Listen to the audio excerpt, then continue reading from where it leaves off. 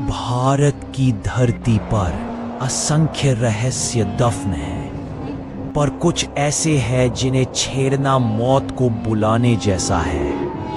आज देखिए रक्त कुंड का वह राज जिसे जानने की हिम्मत किसी ने नहीं की। राजा प्रताप सिंह का साम्राज्य समृद्ध था, पर राजमहल के पीछे एक प्राचीन कुंड था जिसका पानी हमेशा लाल रंग का दिखता था। लोग कहते ये पानी नहीं, रक्त है। राजा हर पूर्णिमा की रात उसी कुंड पर जाते थे, और अजीब बात यह थी कि उनके जाने के बाद महल में कई सेवक लापता हो जाते। एक रात रानी ने साहस कर राजा का पीछा किया। वह छिपकर देखने लगी। राजा ने रक्त जैसे जल से अपनी अंजलि भरी और पी लिया।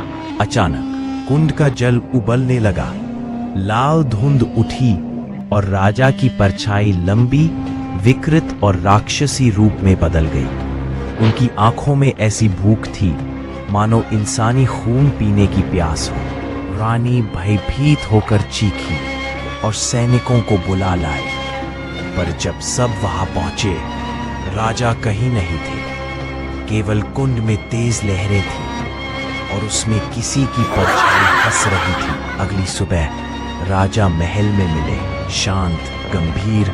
उनकी आंखें अब गहरी लाल थी और उनके हाथों में नाखून जैसे पंजे उग चुके थे।